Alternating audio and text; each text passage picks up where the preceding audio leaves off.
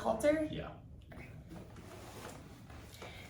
Welcome to Double E Elevating Entrepreneurs. I'm here with Nate Burkhalter. He is a 7-time Ninja Warrior champion, and he also was featured on a Spanish version of the show and placed there as well. You want to go ahead and say hi to everyone? Yeah. Hey, good day to everybody. Happy to have you here. So talk us a little bit, obviously you weren't always in Ninja Warrior, always, as successful as you are now. So walk us through what your journey into entrepreneurship looked like. Yeah, well, good to be here. Thanks Yes. for having me.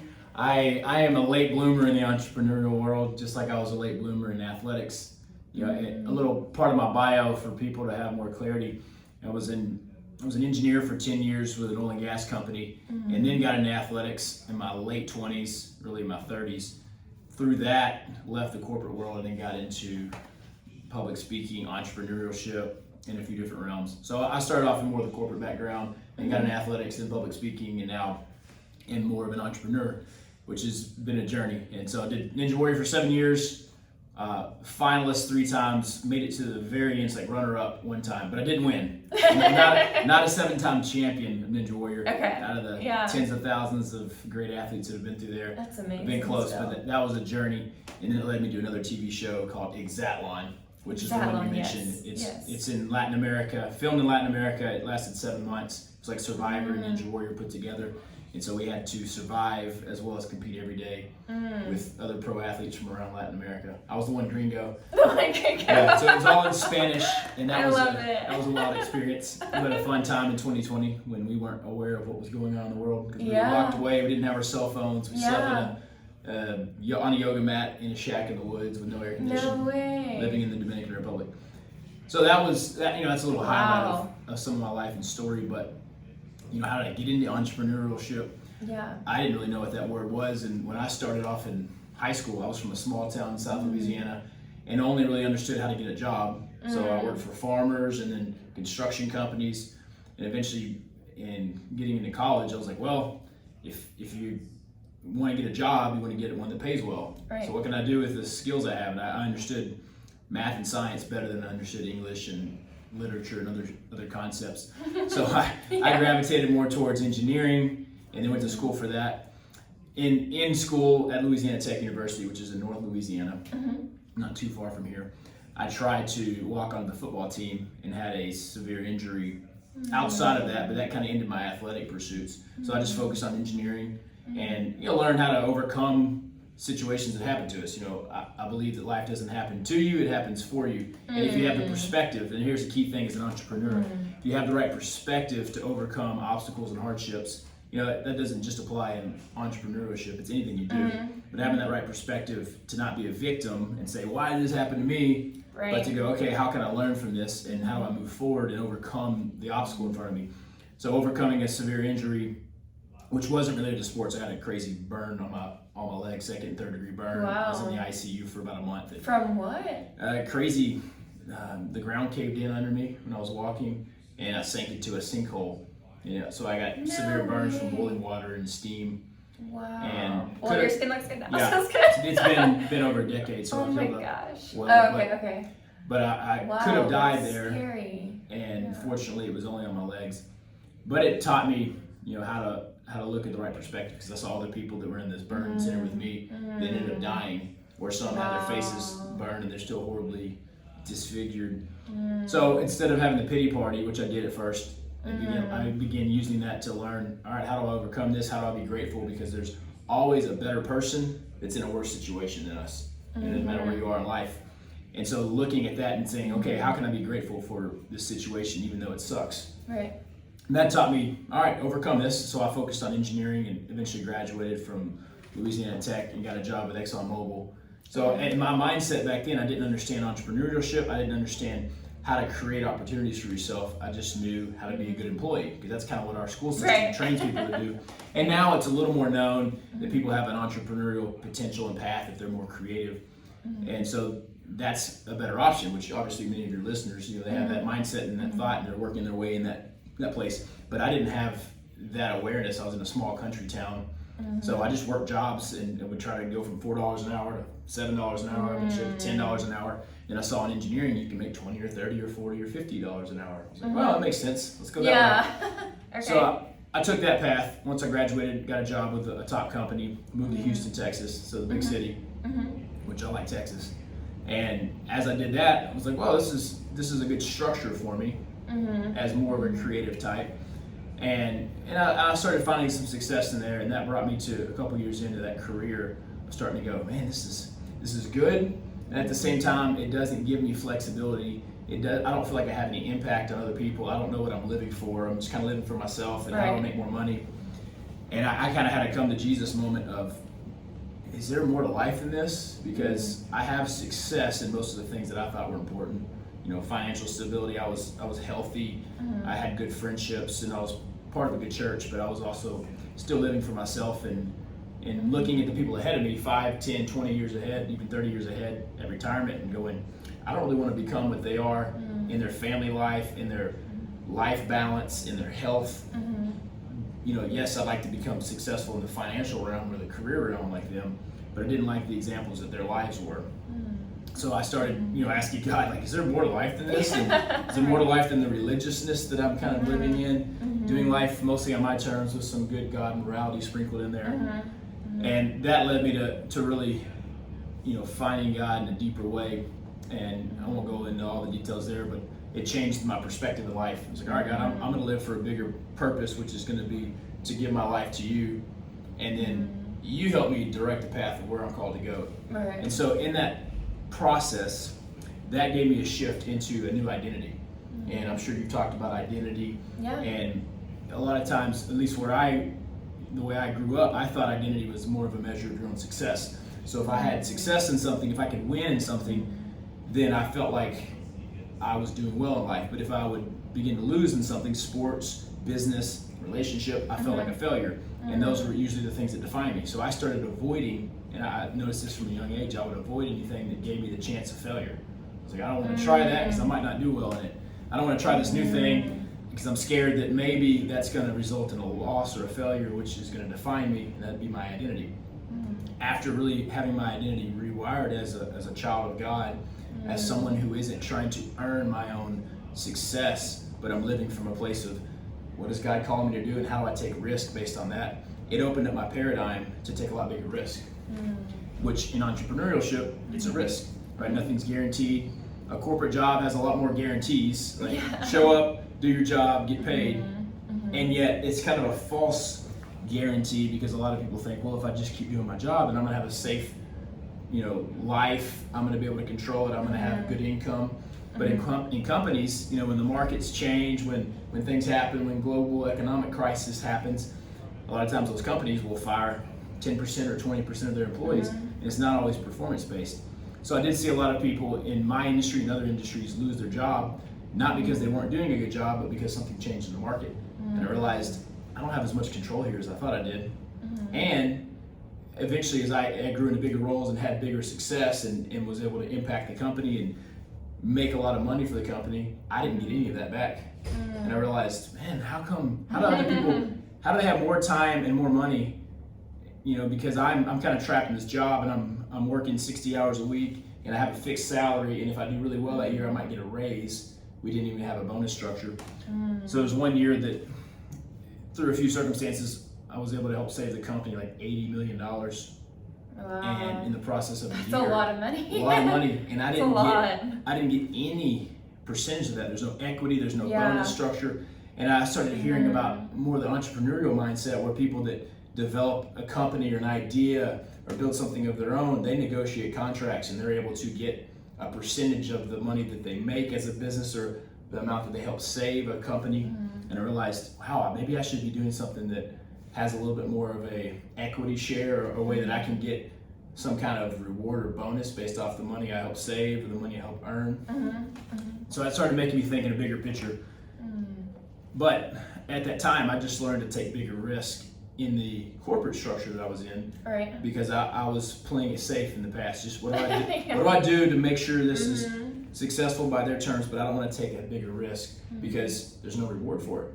Right. And yet, because God had begun rewiring my identity, I was like, I can't sit here and play it safe. I've got to take bigger risk. And that ended up paying off in the company, although I didn't really get financially rewarded for it, but it did teach me something. And it sparked in me, like, I'm going to, in the future, move out of this place of a traditional employment and move into more of an entrepreneurial space, because not only do I want more impact and more flexibility and freedom, I also want to make a difference in this world and not just be about how do I make more money or how do I have security, because security is kind of a false premise. It is. You know, we think if we grab hold of something and try to control it, then we're going to protect ourselves. And really, I've learned the riskiest thing we can do in life is play it safe.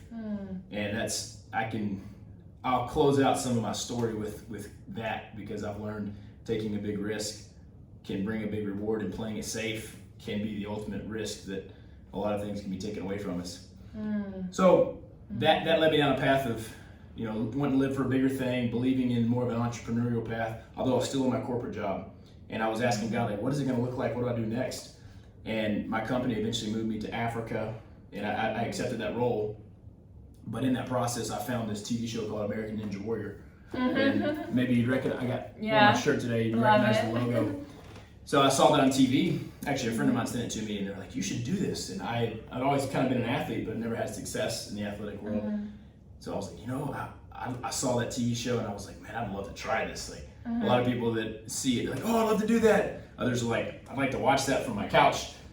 So I saw it, and I was like, I want to do that. I want to get on that show. And I quickly realized, one, there's an application process that you audition for. It's not a tryout. Because physically, I think I was mostly ready, but I realized it's not just being physically capable. You also have to have the ability to tell a story, to communicate. And there's a few things they look for in a reality TV show, which is what this is. It's not so much just a pure athletic tryout. Right. What do they look for? What else? So at first, I didn't know. I just thought it was athletics. So I submitted an audition video showing me do a lot of Ninja Warrior obstacles. I found a local gym in Houston where I was living at the time, and submitted an application, an audition, and they called me and said, hey, thanks for applying, but we're not going to pick you. Better luck next year. I was like, man. So it was like a rejection. And I remember when I thought about applying for it, I was like, well, this looks exciting. This looks like a kind of challenge I want to take on. And there's bigger opportunities that can come from it if you get on TV, you do well. I saw other people develop a brand, get new opportunities for other TV shows, or create their own business. I was like, well, there's potential here to move forward, but there's also a lot of risk. Sure. Because one, you apply and you can get rejected. That sucks. Yeah. No one likes to get rejected. I didn't. Yeah. Still don't, but I've learned that. Let's walk through Don't let that be the obstacle that stops you. You know, you can apply it to business, you can apply it to relationships, you can apply it to really anything that you want to go for that has the potential for failure. It's like you're going to feel like, I got rejected by this person, by this company, by this event, whatever it may be. So I was weighing, what would it be like to get rejected? What would it be like to get accepted and then get on the show and fail publicly? What if I do all this work and nothing happens from it? And so I weighed those ideas, and my old mindset would have said, it's not worth it. It's not worth it to get rejected, not worth it to fail publicly, it's not worth it to put all this work in and nothing come out of it. But the new mindset was, all right, I want to take a risk. I'm going to let God dictate what those results will be. They're not going to define me, but I just have to give it my best effort and adjust. And so I went for it, and all the bad things happened. I got rejected. I eventually went through this walk-on process that year and still got selected. College athletes know the process. If they don't get a scholarship offer to a sport, they can try to walk on the team, and a few people will get selected. And you're kind of like the redheaded stepchild, pardon the pun. You're like Cinderella, you know, you're kind of like stuck in the basement and no one really values you. So you really have to try to earn your worth a lot harder. It's a tougher path. So I walked on, did fairly well that year, but they didn't put me on TV, so nothing really came from it. The next year I applied again, got rejected again, another heartbreak, and then did the same process. It took me weeks of camping out by where this course was. I used all my vacation and walked on again, and again did fairly well, but not amazing. And regardless, they didn't show me on TV. So most of the athletes on Ninja Warrior that you see, for every 100 athletes you see on the TV show, there's 1,000 that have gotten on and competed and don't get shown. Wow. Which is tough because it's really hard to get on, but then if you do get on and do well, you don't get shown. So then it feels like a failure because it's like, let's say you create an amazing product, and then instead of selling it to the marketplace, it all burns up in a warehouse. And you're like, well, that wasn't worth it. Right. So I went through that for a few years, and that's when my company, I was thinking about quitting that. I was like, well, I've tried this for 2 years. I've trained 5 days a week like a professional athlete, and nothing's really worked. I got moved to Africa with my company, so I'm still working a full-time corporate engineering job. And there I was still training. I was like, you know what, I'm gonna give it a third year, and here's the part of what are they looking for on the show. I started making some adjustments. I realized whatever I'm doing to apply isn't working. And what I was showing was mostly athletic ability. But what the TV show is looking for, and this is a paradigm of life, it's not just about the one technical thing you may do. You may be a video content producer. You may document people's stories. You might, in the corporate world, to have success like I did, I learned it wasn't just my theoretical knowledge that I got trained in and the technical degree of engineering. It was also the ability to understand operations, because there's a lot of moving parts. And so I had to understand the operational component. That was the second piece. And the third piece was communication and leadership. If you can't communicate well, if you can't lead other people and learn how to follow correctly, because leadership is knowing when to follow and knowing when to lead. When I developed that triad, those three things in the engineering world, I began growing in success. In the athletic or American Ninja Warrior world in reality TV, you've got to have the athletic ability. I call it the technical ability. You got to have some of that experience in how to handle the pressure of competing. But then you have to have communication ability, because if they're going to put you on TV, they want to know that you can present them well or represent them well and communicate. And then you have to have a story. So there has to be something interesting. If you've watched American Ninja Warrior, it's very inspiring because the people that they bring on all have a very interesting story. It's either overcoming some hardship or doing this because their mother died of cancer and they want to represent some type of cancer awareness movement, or they've had something unique happen in their life, good or bad. So as I realized that, I was like, well, I have those things in my life, I just wasn't sharing them. So my third year, I made the adjustment. Pastor Keith from our church, he says, and I've heard this phrase before, but champions make adjustments, they don't make excuses. And a lot of times we can be guilty of making some excuses. Well, this didn't work out and this is why, it's not my fault, versus going, okay, what can I learn from it? I probably did some things right, but I may have made a mistake and did some things wrong. And before I quit on this, I want to make sure I attempted to do it right in every area. And so my third year is when I made some big adjustments and I told a bigger story. I made sure to communicate more, and I still showed some of the athletic stuff. And I talked about doing some international missions, drilling water wells in Latin America, working for an orphanage over in Africa. And so as I told some of the stories, the show called me and they're like, hey, we'd love to have you on. That's an interesting story. We've always known you're an athlete, you've proven that, but we didn't know that you had communication ability and an interesting story. So then they picked me. So I was glad that I kept going for it despite the failures and the rejections of the seasons past. So that taught me a lot. And I hope that listeners and viewers can also take some of those nuggets and think, well, what's something I've already given up on or I'm thinking about giving up on? It was a dream I had, I wanted to do it, and it didn't work out. If you think back and go, well, are there some things that I could make adjustments in? Did I give it my full effort or did I give it 80%? And I only want to live with the pain of failure and not the pain of regret. Right. Because regret is much heavier than failure, especially if your identity is not rooted in what you can succeed or fail in. So I went for it the third year, got accepted, flew back to the States, competed on the first round, ended up beating it, and then beat the next round and went to the national finals. And so I got put on TV for it. It was like a huge breakthrough. It was really exciting. A lot of my friends, family, people in my corporate job were all excited and cheering for it. So I go to the national finals and I'm thinking, maybe I can do well here. There's $1 million prize for the person that wins. Wow. Yeah. I want to sign up. So I go to compete on the finals, the first round, I end up breaking my ankle. And oh no. So I have a huge setback. And I'm crying in my hotel bed, and you're like, why, God, this isn't fair.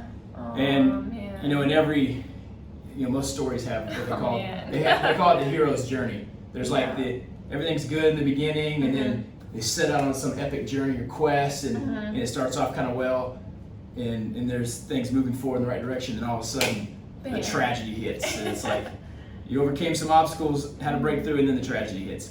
And that's a little bit of what played out in my story. And so I was frustrated and crying and like, God, why is this happening? And God reminded me of the scripture that was Romans 8:28. God works all things together for the good of those who love him, and this is a conditional statement, and are walking according to the call God's placed before them. Mm-hmm. And I knew at that point, like, God, I've been following you.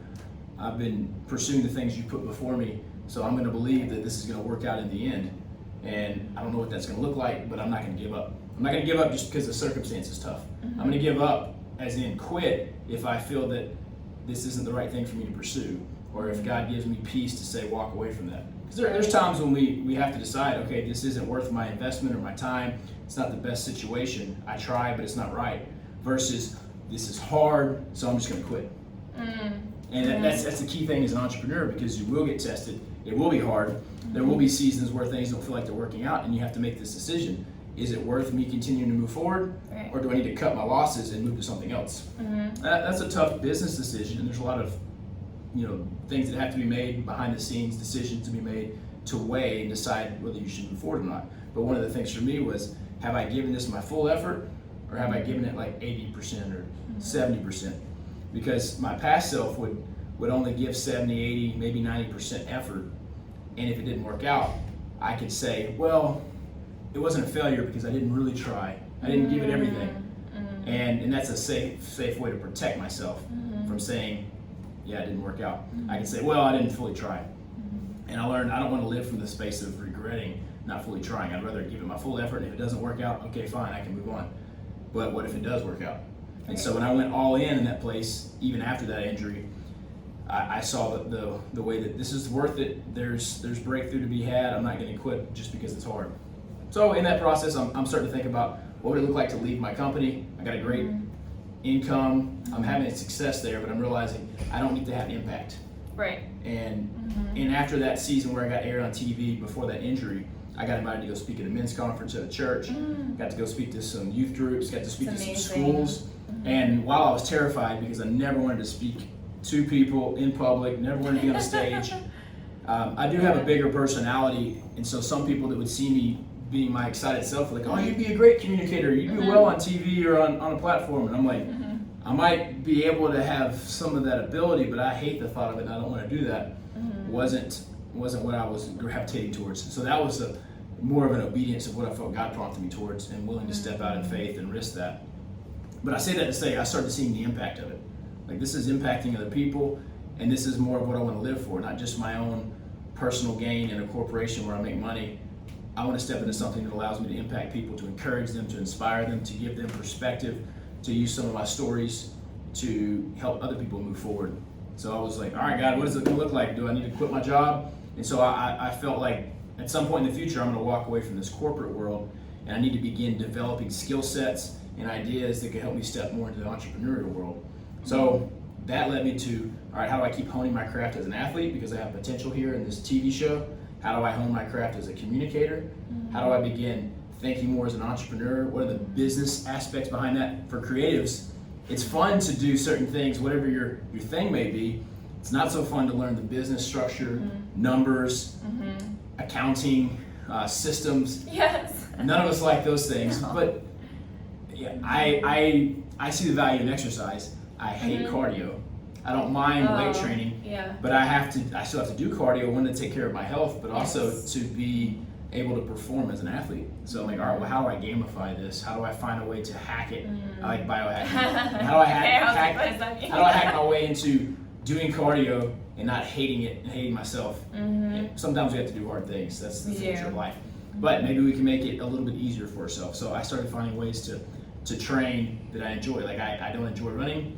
It's miserable, but I need the cardio. So I'd find ways to go play ultimate frisbee with some friends and pick up basketball and other sports that I kind of enjoy, because now I'm chasing a person or a ball or a frisbee. I'm like a puppy dog. Yeah. And I can do that for hours. I'm tired, but I'm also enjoying that competitive side of it. And it gave me the benefit of the cardio training. So the same way in business, like, either find a way to gamify something that you don't enjoy, or find a way to hire someone that can do that thing that you're not good at and you don't like to do. At first, you typically have to do everything, and then slowly you build out a team, or you get support and help and delegate the things that you don't like, or you find a way to make it a fun game to challenge yourself and get the mission accomplished. So I'm going through that process, and I'm starting to see, like, all right, let me keep working on my speaking ability and craft. Let me grow in the entrepreneurial space. Let me read a lot of books. Let me listen to some podcasts that give me ideas and inspiration of what people have done in the entrepreneurial space, especially ones that are a little bit further ahead of me. Right. And so I saw that and began growing in it. The company moved me from Africa to Norway. I was thinking about quitting, but it was also a really cool job assignment, and I get to live in Norway, and they paid me, and I had a car, and I could travel all over Europe. So I traveled most of Europe every couple of weekends. And it was a cool life experience to get to do it. And I felt God was fulfilling some desires He'd given me from a young age.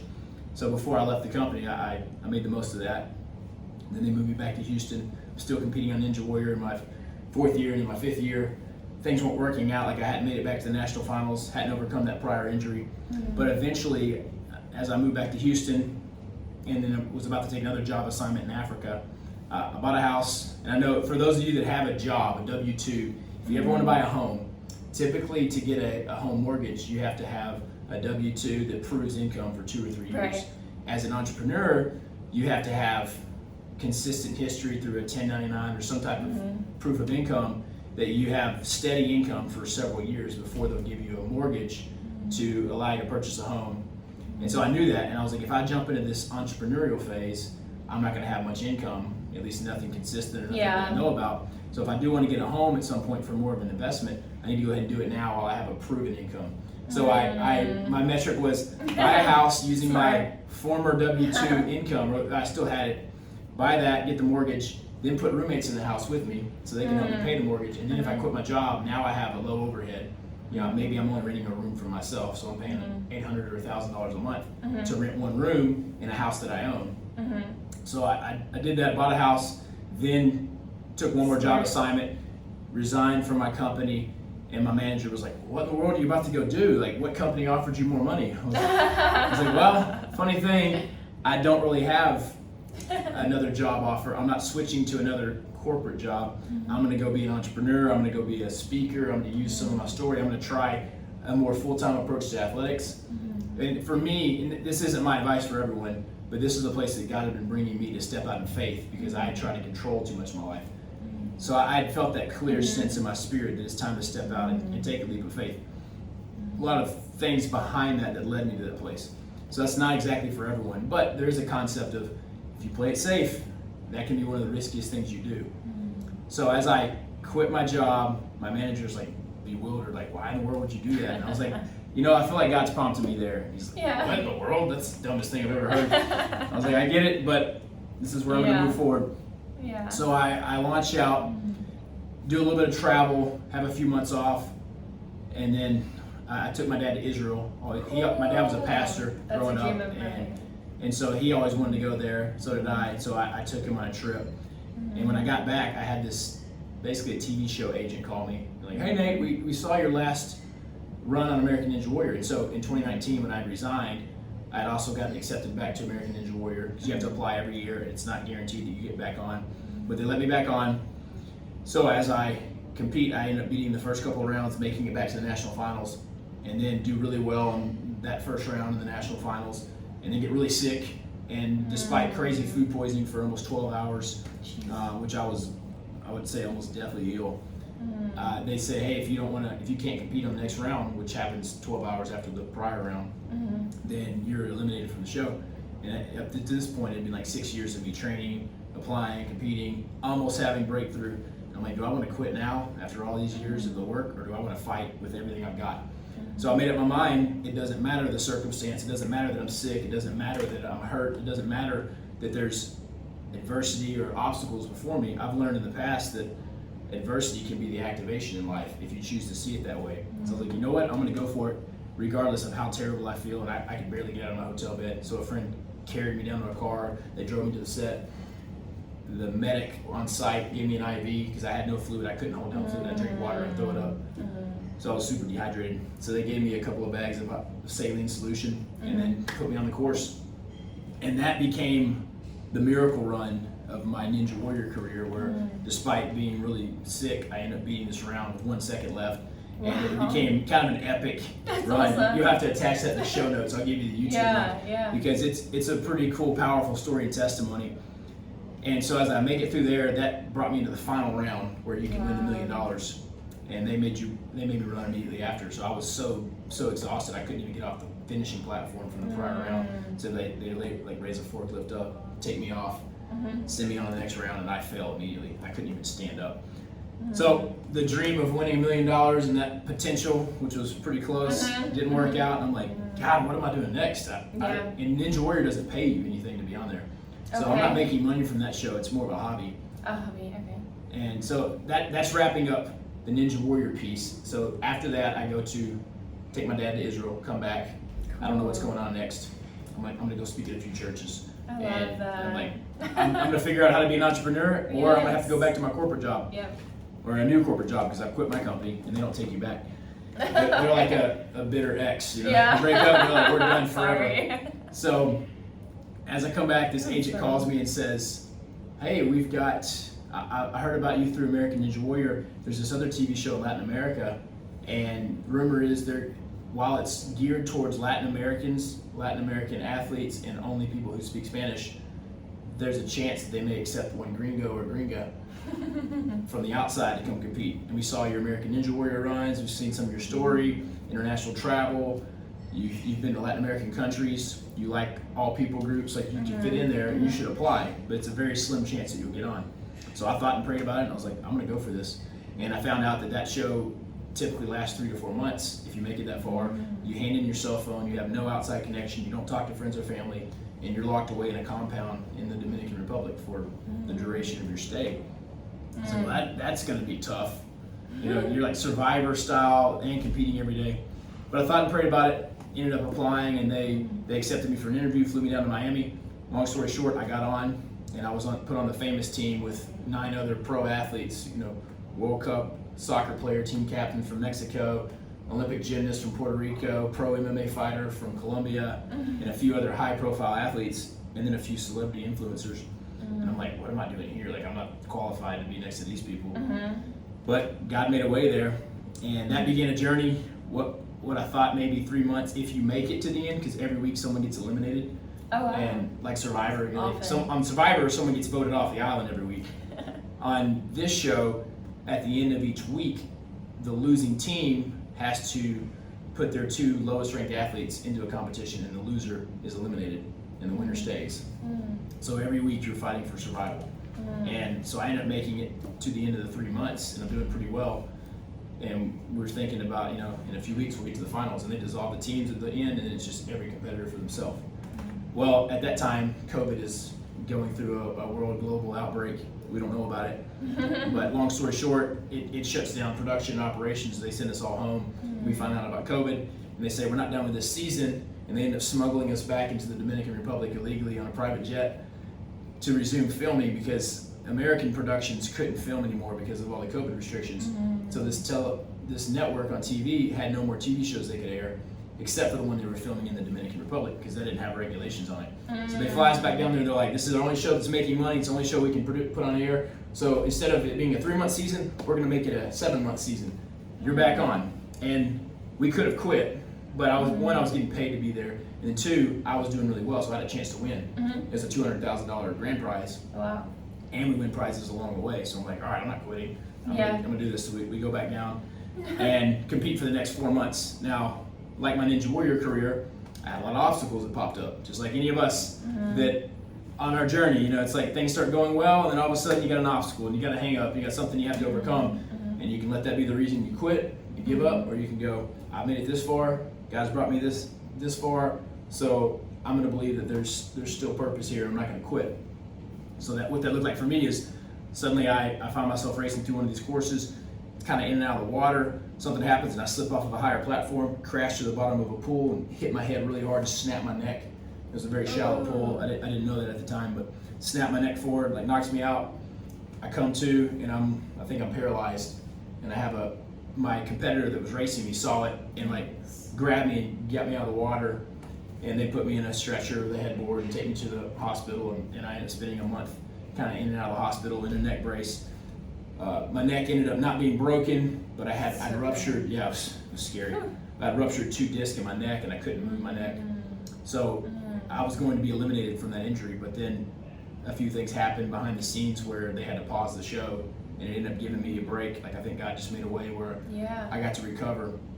So I recover miraculously. They put me back in the show, compete a few more weeks. We're almost to the finals, and like in month 6, and then I break my ankle like right before the finals in another race. And I'm like, what is going on? Like, why, God? Man. Can't I catch a break?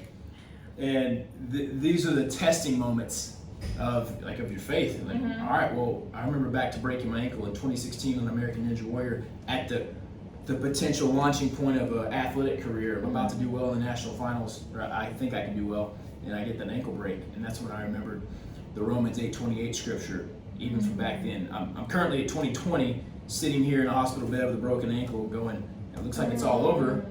And God reminded me of that time in 2016 with a broken ankle at the national finals, and Romans 8:28, he'll work all things together for the good of those who love him, who are called according to his purpose. And I'm like, God, I got to hold you to this promise, and it doesn't look like things are going to work out here, but I'm not going to quit. So you need to either tell me I need to have peace that I shouldn't move forward, or if not, I'm going to give it everything I got. I'll try to compete with a broken ankle. And so I had about 10 days in the hospital and back in a little holding room. Long story short, my ankle miraculously recovered, and by the last day where they were about to ceremoniously eliminate me from the show, bring me back on, and walk up on my crutches in my walking boot, and they were going to say, hey, Nate's got a broken ankle, he's eliminated. And I was the number one competitor at that point, so I had the highest chance of going into the finals.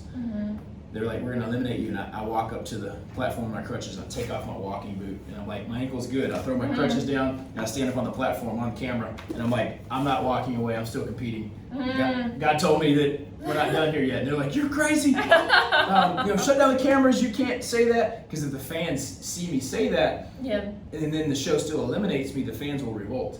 So they're like, he's good. It's a conspiracy. They're trying to kick him out because they think he can win. So I kind of forced the hand of the producers, and that was a bold move. I had some experience behind that, and I could have gotten myself in a lot of trouble. But long story short, they consented. They made me sign a waiver, and they let me compete. And I ended up going back in the last day of the regular season, winning a new SUV, which is a miracle testimony, and then going into the finals. And I eliminated every other person in the finals. Ended up winning the whole show. That's amazing. So that was a huge breakthrough testimony. Now that came after 8 years of competing almost professionally at a high level, and overcoming a lot of obstacles and injuries that everyone gets injured at some point, and they have setbacks, they have failures.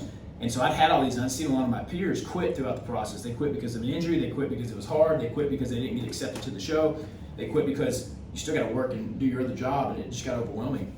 And so I saw other people quit along that process, but because I stayed faithful to it and believed the promises God had, and believed, hey, if I want to move into a more entrepreneurial space, I'm going to have to overcome these battles that are in front of me, and the next one's not going to be easy either.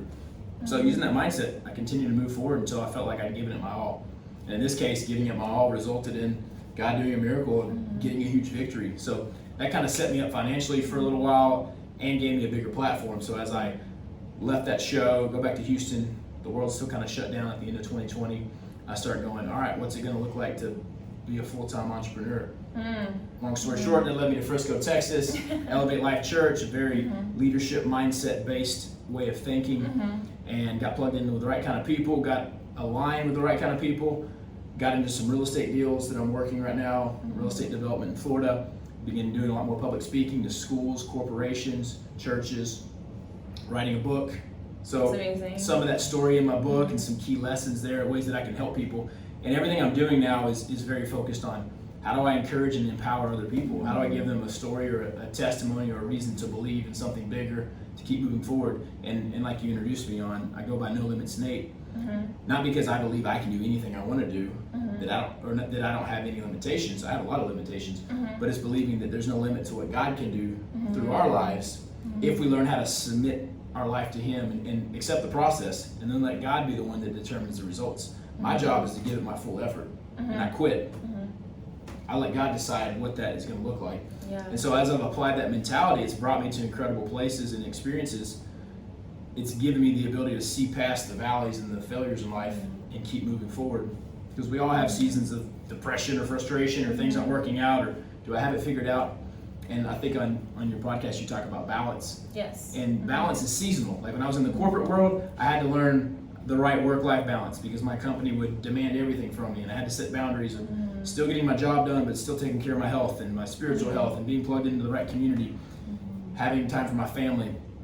And then as an entrepreneur, it's almost tougher because now you have all these personal expectations, and your business is going to succeed based off of you. And so it's almost like you're going to work harder, and you're going to have to work harder, but then still have to have time for boundaries, to make time for your mental health and your physical health, and especially your spiritual health, and stay plugged into the right community and value that time.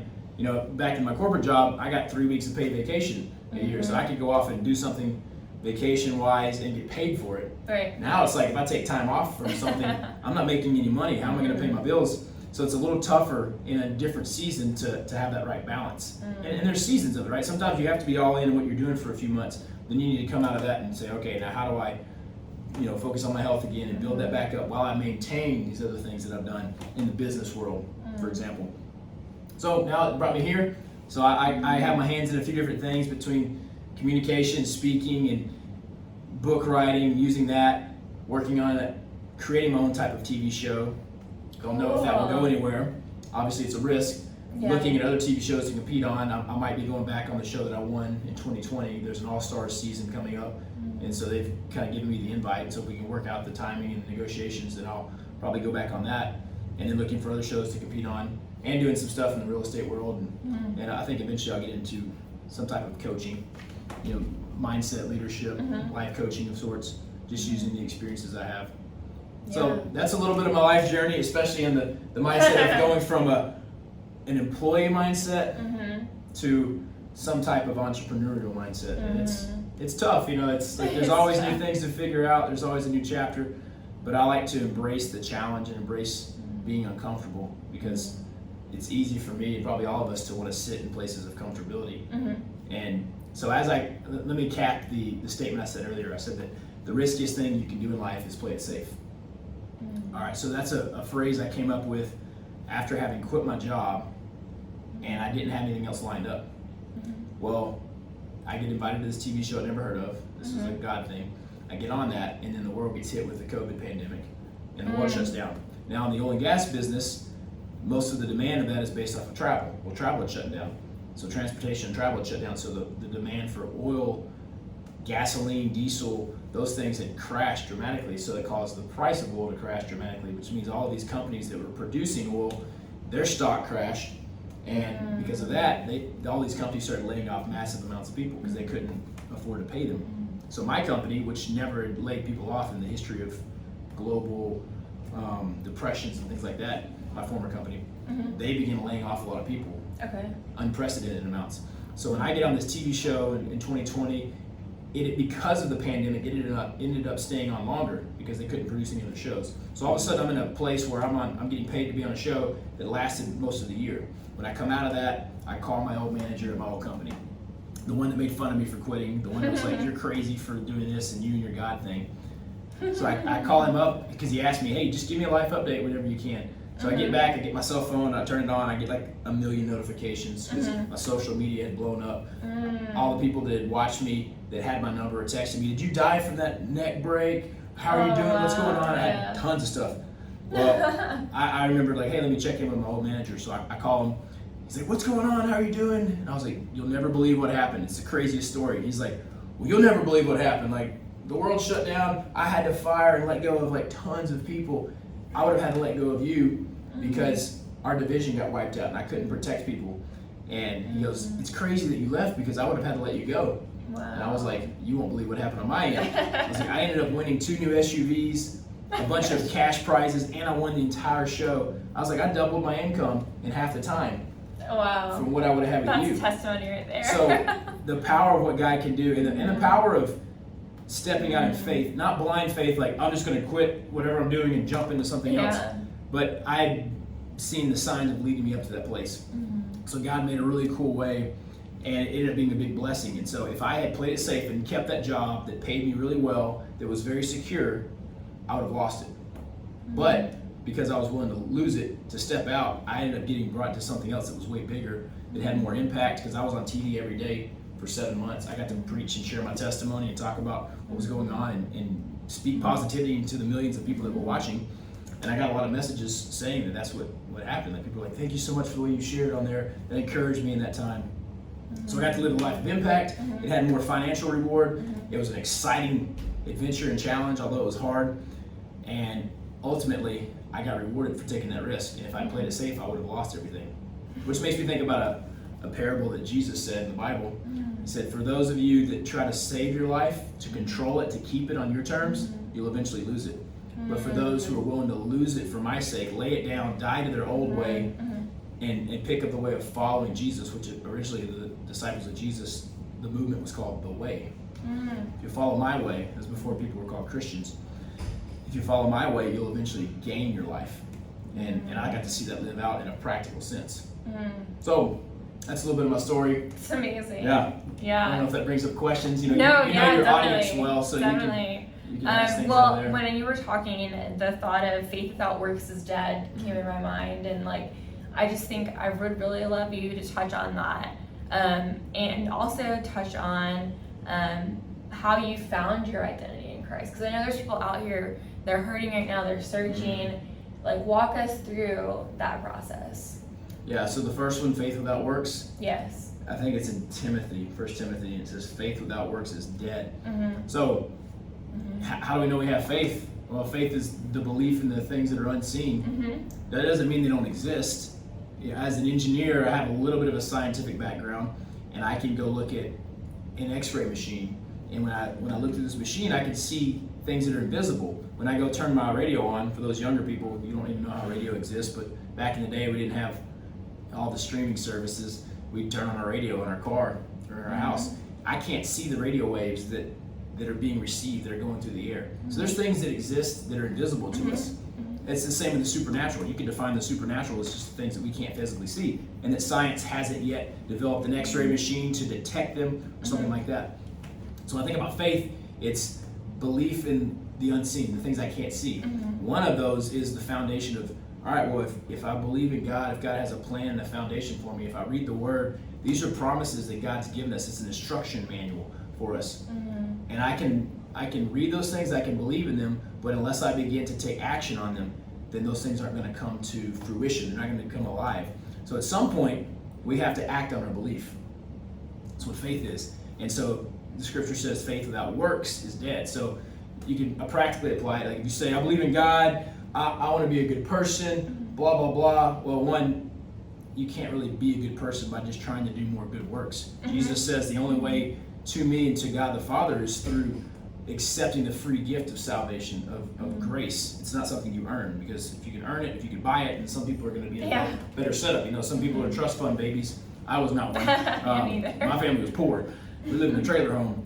So I didn't have the financial means to buy my way out of a tough situation. So God understands that about humanity. He's like, I've made a way for everyone to be connected back to God, to have that real relationship and to have their identity shaped from trying to find success in the world versus living in a significance through a relationship with our Heavenly Father. So as I have that identity of who I am and these promises that God's given me and testimonies of other people in their life and how they follow God, and everyone experiences hardship in life. You can't avoid that. It doesn't matter if you're a believer in God or not, or you're an atheist. It doesn't matter. You're going to experience hardship. Even the Bible promises that. It says it's going to rain on the people who are just and unjust. It doesn't matter.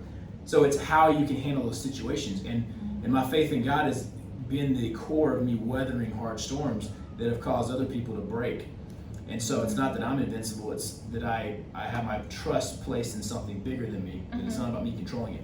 And so out of that place, I have to choose to take action based off what I believe. Because we all take action based off what we believe. Some people believe in themselves. Some people believe in everything they can tangibly grasp and feel. Some people believe in their experiences. And some of their experiences are bad. They've been hurt. They've been wounded. They've seen the brokenness. They've seen fake Christians do terrible things in the name of God. Hitler was a professing believer in God, whatever that means.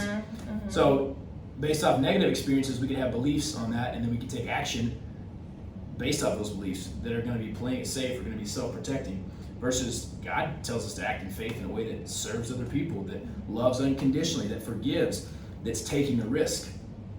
God took a big risk when he sent his son, Jesus, to become a human and be locked into our limitations, because we have a lot of limitations as humans. You know, we're a spiritual being wrapped in an earthly body with an earth suit, or a meat suit here, made of carbon and dirt and a few of the other elements on the periodic table.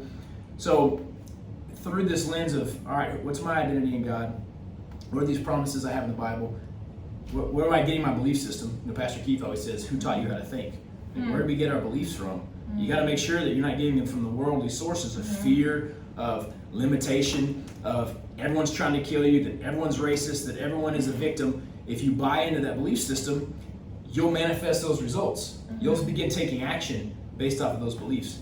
If you allow your mind to be renewed through the Word, through God, then you'll begin seeing, okay, my beliefs are a little different. Now I have to take action on them. And it's scary to take action on things that feel uncertain. Like for me to continue to choose to compete when I had what I thought was a broken neck or a broken ankle, or to leave my job. I didn't have anything tangible in the future that I could grab hold of. I didn't have another job offer from another company.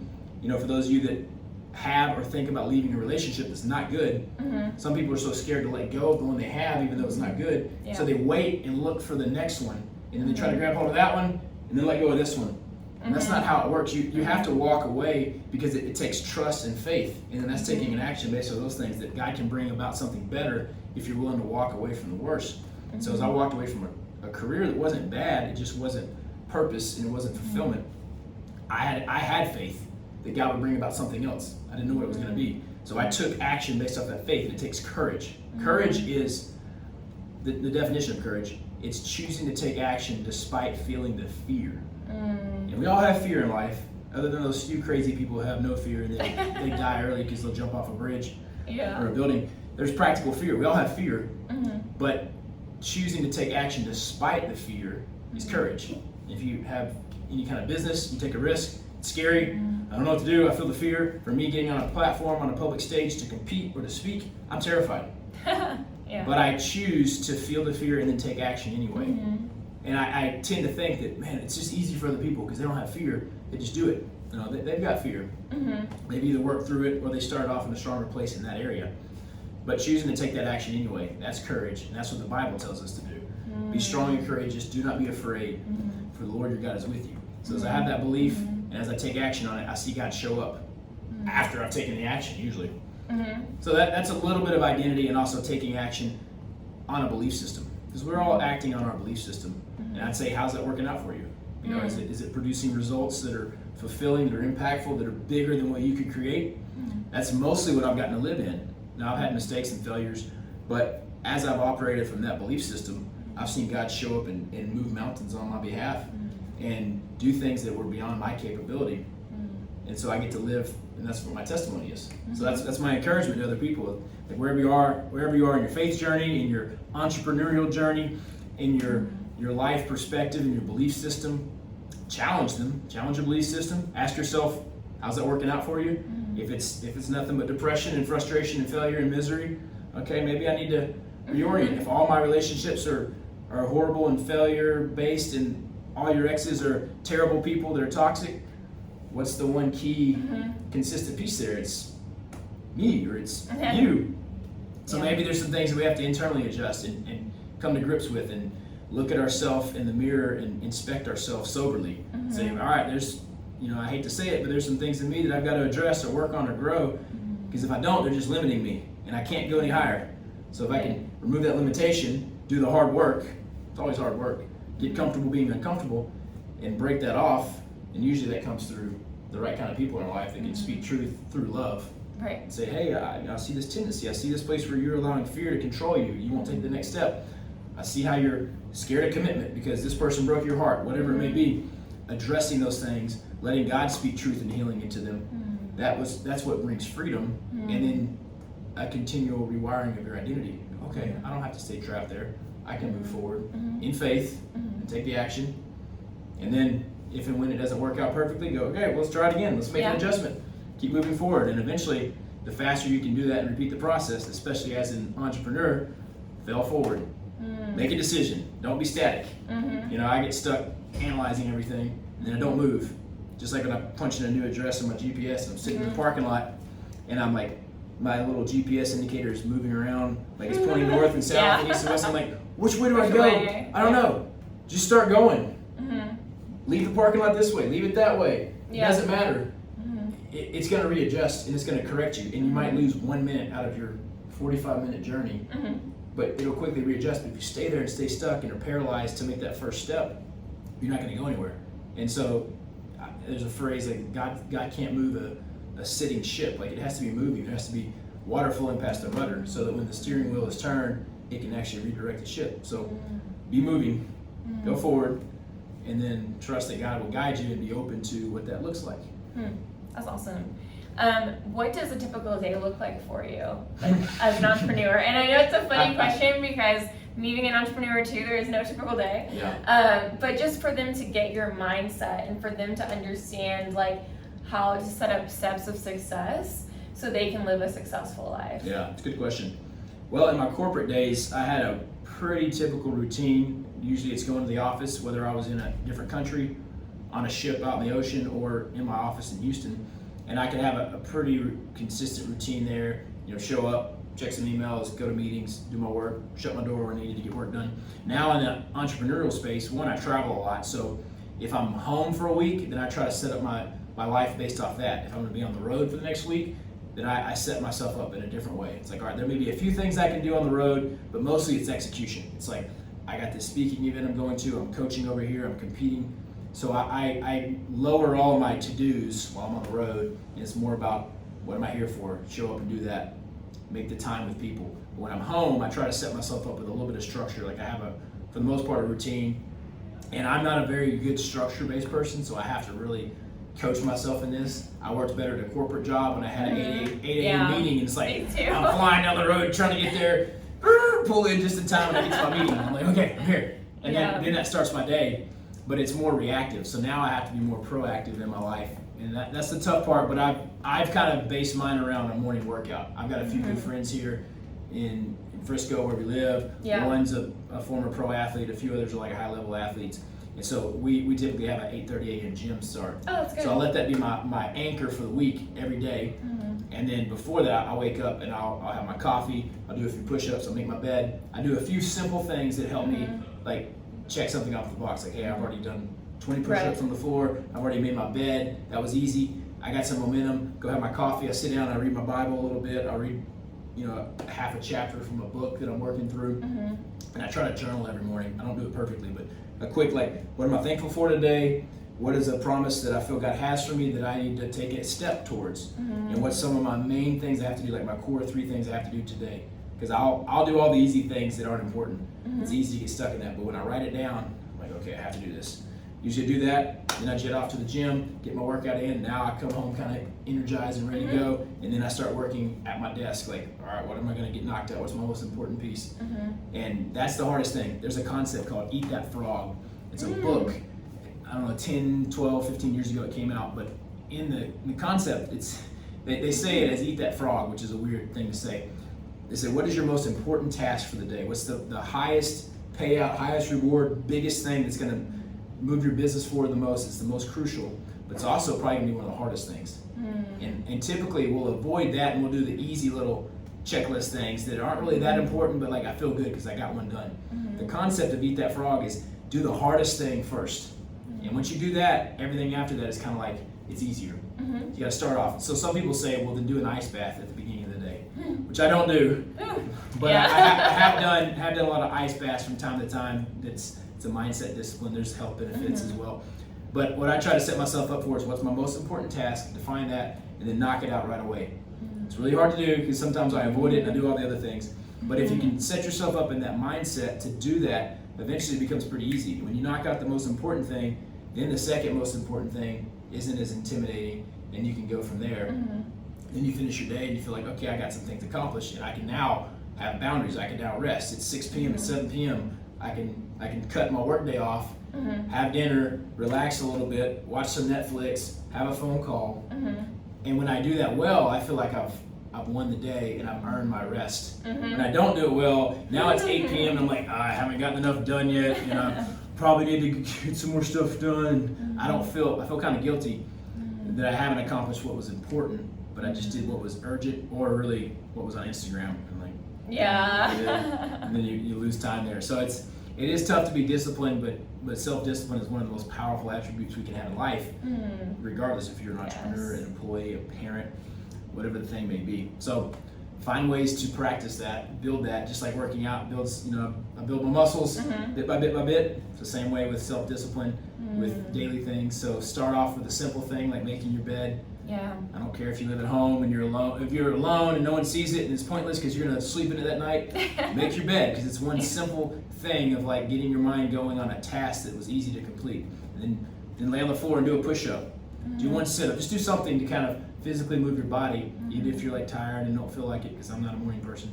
Yeah. But some of those simple habits, they begin stacking up where by the time you get down for coffee or something else, you're like, I've already done a few things. All right, now what's the next thing? You're kind of in the motion of it. Movement. Yeah. There's my practical tip. I love that. So you went through a lot of trials in your journey, a Ninja Warrior, and just your success as a professional athlete. What helped you the most, and what type of mentality did you have as those obstacles came and were in your face? You know, you were going through them, and you know, had the world looking at you, had people looking at you. Like, how did you handle that? Yeah, good question. And what was your self-talk? Great question. I would say at the core of anything that's been a bigger success in life, it's always rooted in a belief that God has a purpose and a plan for me. And that's something that is true for everyone. So I had the benefit of parents speaking that kind of life over me from a young age. You were born for a reason, you're here for a reason, you have a purpose, you're made to do great things. And I base a lot of these promises from God off of Scripture, and also off of people that I've seen that have the kind of success I want. They're balanced in life, and when they speak truths over me, I believe them, I receive those things. So I've built up a belief, and at first it was very limited. It's like, I think I'm here in this world for a reason. I think God has a purpose, because all of us have this stirring or this yearning to like live a life of significance, to make our life count. And then a lot of us get beat up in life, and it doesn't feel like we are actually living that, so then we get depressed, or we doubt our life, or we want to end our life, because we're like, I don't know that that's possible for me. I don't believe I'm special. I don't believe God has anything for me. I don't even believe in God, whatever it may be. So as I have grabbed hold of that belief that I've seen move into a promise, or it is a promise, but a belief I've grabbed, believed it as a promise, and then take action on it, I've seen God show up in my life, and I've had this deeper sense that I'm made to do something in this world.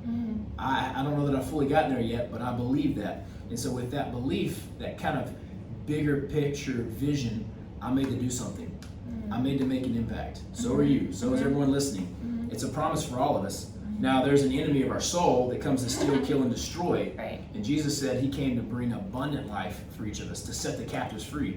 So like we're kind of born into a war, and if you don't realize that, then a lot of things that happen to us are kind of a shock. Like, why did this tragedy happen? Why did this thing happen? Because we're in a war, and there's things we can't see. Again, like I talked about earlier, there's the things that we yet can't see because our scientific technology hasn't unlocked it. And you know, when a miracle happens, I believe it's a spiritual thing happening, that one day we may have a full scientific breakdown and analysis of how that happened. But up to this point, there's things you have to believe in faith. And so you can take it on faith, but I've seen a lot of crazy supernatural things that would say we're in a spiritual war in this world, and we have to have a paradigm grounded in the right place. And so mine goes back to that promise that there's a purpose for my life, and I'm living to find that, and I'm believing it. And so because of that, I'm not playing it safe in every area. I'm moving forward. I'm going to take the next step that's risked. And as I've done that, bit by bit, it's led me to the next thing. It was believing I could get a degree. I didn't feel like I was worth it, or didn't have the financial means, didn't have the capability. But bit by bit, proved it to myself and got that. And then I got the job. And then I eventually tried out for the Ninja Warrior piece, which is a bigger stage. It was scarier, and I failed. And I said, is that going to be the thing that defines me, or am I going to keep moving forward through this? And so bit by bit, it's become a bigger and bigger stage. And so it is with life. If we're willing to move forward, there's always a new level. So it's not about trying to get to the final level as it is choosing to say, I'm always going to move forward in life. I'm always going to have the growth mentality. I always want to learn. And then whatever it's going to be, whatever stage we find ourselves facing, being drawn to, then being scared of, I'm going to choose to step forward in that, because I know that I'm not chasing worldly success or like some high level trophy. I'm chasing purpose and significance. And that's only going to come from God giving me clarity and peace on the next direction that I take. And so I believe that whatever God calls me to do, even if it doesn't seem like it's going to be a big deal, I believe God will make it significant.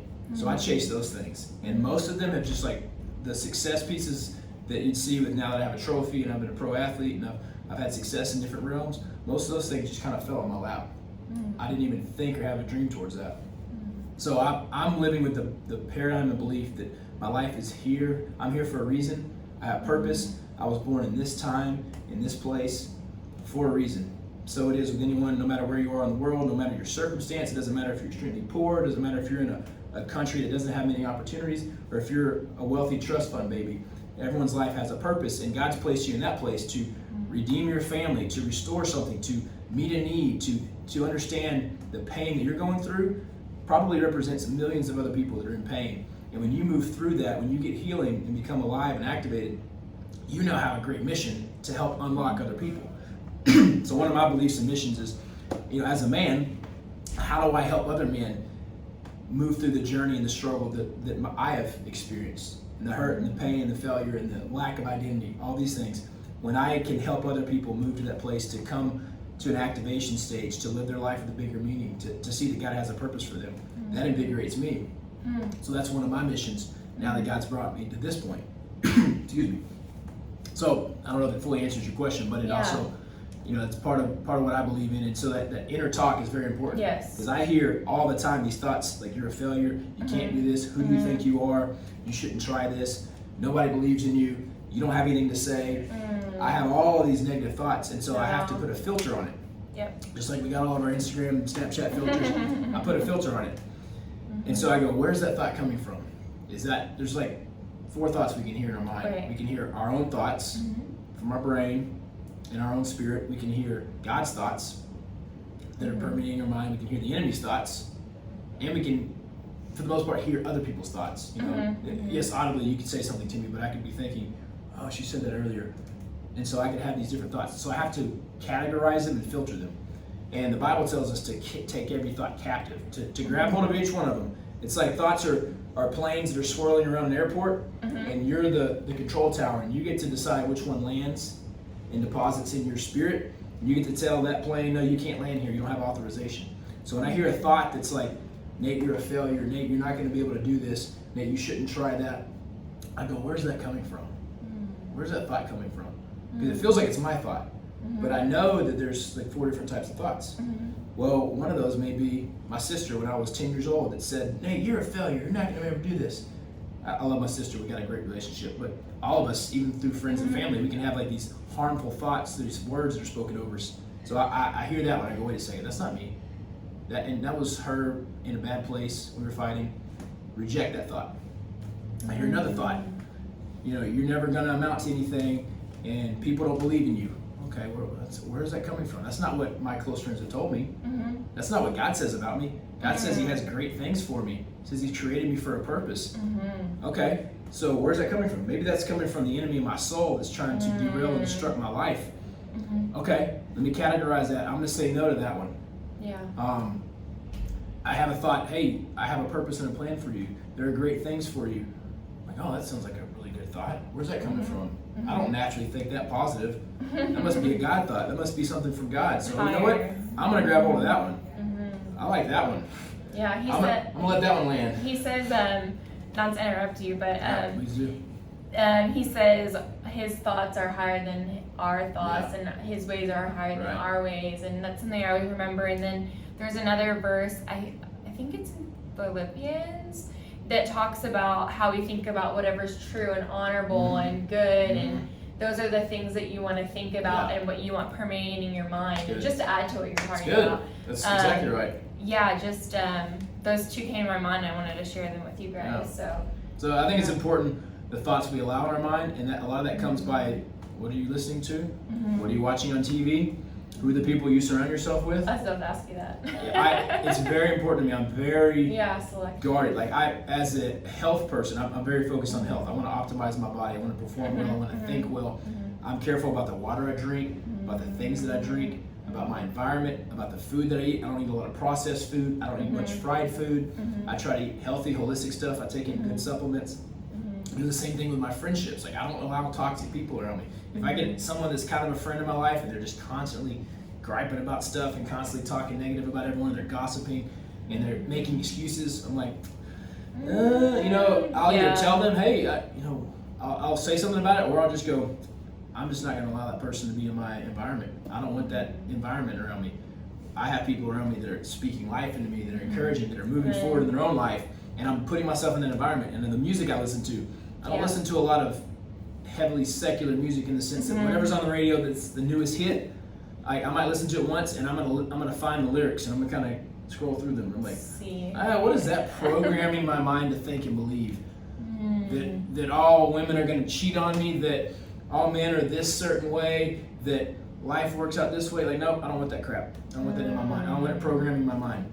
That's good. Does this song have like uplifting things that are promises that are positive? Okay, cool, I'll let that in. Is this food gonna be nutritional for me? You know, I mean, I have my ice cream and stuff like that from time to I had some time. last night. But even that, I'll make sure it's real ice cream. It's cream, sugar, it's holistic. It's not like some synthetic thing. So it's important, the environments we put ourselves in, what we let in our mind, what we let in our body. And I protect that because I'm a steward of my body. So it's up to me, it's up to you to take care of your environment. That's the power and the authority you have. So you're not without control in that. And if you do have to be in a certain environment, like work culture that can be toxic, all right, build yourself up, be prepared, be ready. I'm listening to worship music when I'm driving to work. I'm listening to a positive message, you know, a preacher, a speaker, a motivational something. I'm getting myself kind of primed up, and I'm like, all right, I'm ready for this. Let's go. All you negative people, come on, bring it on. I'm gonna speak some positivity in your life. Yeah. That's how I battle those things on a daily basis. That's awesome. That's really good. I was gonna ask you about your network because I feel like people that are successful are surrounded by others that are successful. And there's a quote that says we are the average of the 5 people we surround ourselves with in terms of age, income, lifestyle, and mental state. And it's so true, just like, you know, you are who you surround yourself with. And those become your thoughts, and that becomes your environment, and that becomes what bar you set for yourself. And I think that's just so important. So I love that you touched on all of that, and I think it's just so vital that we are mindful of who we're around, and you guys are mindful of where your time is spent and how you take care of your temple, your body, you know, because that's what the only thing we have is that, you know, and it's what God blessed us with, and like we need to be good stewards of what we have so we can be given more, because it says for whom much is required, or much is given, much is required.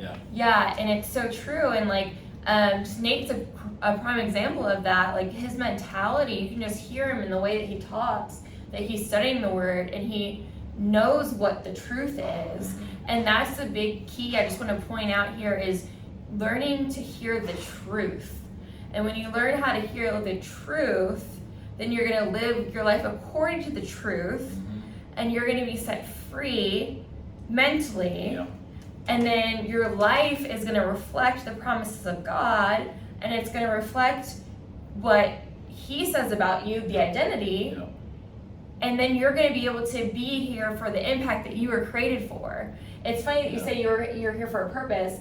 I was in therapy this last summer because of some trauma, and I have a rose in my room. It's a turquoise, and I think it means hope, I'm pretty sure, but it says you are here for a reason. And just the same thing I want to point out is, you know, you guys were created for a God-given purpose for a reason. And you know, I hope you connected to Nate's story. I think he's phenomenal, has great examples, he's going to do big things in the world, and you know, that you guys know that you're created for a purpose, and that He called you for something specific. And hey, it may not be athletics, maybe it's writing a book, maybe it's, you know, being the best at your job because that's what you love to do and you don't want to be an entrepreneur. We're totally fine with that, you know, just the best that you can be for your own life is like really what we want you to do. That's good. So maybe we can close on, you said identity, and you talked about truth. So I believe that there are absolute truths. And I think the world's mindset is to try to convince everyone that there is no absolute truth. Everything is relative because it's an attack on our identity. If I can't believe that 2 + 2 = 4, if I can't believe that when I drop a rock that gravity's going to pull it down, if I can't believe in who God says I am, if everything is a confusion, which is the state of our world right now, it's to bring confusion. Everything is now questioned. Nothing is real. You can't believe anything. There's gender identity confusion. There's confusion on what I'm called to do. There's confusion, is God real? There's confusion on all these spiritual things and physical things. if you have confusion in every part of your life, if you can't believe in an absolute standard, then you have no basis to found your life on. It leaves you in a state of chaos and confusion. That's where your identity gets lost. That's when you'll believe whatever the next thing is out there in the world that tells you to do. But most of those things lead to depression, to death, to loss. And so I have to go back to, what are the absolutes? Well, I believe that Scripture is God's absolute word. And it feels like there's contradictions in there, but as you study more and more, as you ask questions, God's not afraid of questions. As you ask those, I see those get answered, and it's like, oh, okay, I didn't understand that fully. Great. But if I look at everything with a deep state of confusion of myself, confusion of everything around me, and I don't have any absolutes because the world's taken away those absolutes, and they say everything's relative. Your truth is relative. Your happiness is relative. You can do whatever you want. Yeah, in America we have the promise of the Constitution, the pursuit of life, liberty, and happiness. But life, I believe life isn't, the purpose of life is not to pursue happiness. Right. When we can pursue a purpose, when we can pursue something that's bigger than ourselves, submit our lives to God, believe in the absolutes, and be grounded in that, a byproduct of that is seasons of happiness. There's also going to be seasons of frustration and a little bit of like more depression type things. You can know that there's ebbs and flows in life. It's okay. Stick through it, keep going, and things get better. Keep moving forward, but don't doubt the true identity that God's given you as a child of God, as one that's born for a purpose, that has a reason. You're here, you're not a mistake, no matter how you came into this world, because your spirit was still implanted into a little baby, into a womb somewhere. And that spirit that's inside of you, because you're a spirit having an earthly experience, that's for a reason, that's for a purpose. Believe that, find evidence of that, listen to those of us that have a strong grounding in it. Keep moving forward, and you'll be amazed at how God shows up in your life and what you get to accomplish that is on mission, that's on purpose, that will bring happiness, because I'm excited about the things I get to do, although they're challenging. Yeah, definitely. And just as Nate was talking, Psalm 139 came into my head, so definitely meditate on that. It talks about how we were formed in our mother's womb, and he set us apart before we were even a thought, you know, and it just talks about that. And I've been meditating on that scripture, and it's just so important, because it just think of that concept. Like, before you were even a thought with your parents to have you, God already knew you. Like, that's deep. You know, and he already knew all of your days. It says in Psalm 139, he numbered your days, and he knows your thoughts before you even think them. Like, what an incredible relationship. Like, no one else in the entire world is ever going to know you like that except for God. And I think Nate will agree with me that he pulls a lot of his strength from his faith into overcoming those obstacles in Ninja Warrior, and that mindset that he had to have, that warrior mentality, is from the Bible. It's from studying scripture. It's from knowing who you are. Like, this whole world, I think right now, I love that we finished on identity, because we're searching for that. And we're searching for it in all the wrong places and people and things and situations, but really it's found in him and in this relationship. And once we find out who we are and our purpose, we're unstoppable. And you know, we just want to lift you guys to the next level, and so you guys can live you know, limitless lives just like Nate. But yeah, anything else you want to leave them with? No, I'm good with that. Okay. I like the conversations. I like the purpose-oriented nature of it. Yeah. Go out there, keep taking steps of faith, pursue something bigger than yourself, servant leadership, and remember, the riskiest thing you can do in life is play it safe. Don't play it safe. Yeah, amen. You guys stay tuned for the next episode of Double E. High five. That was great.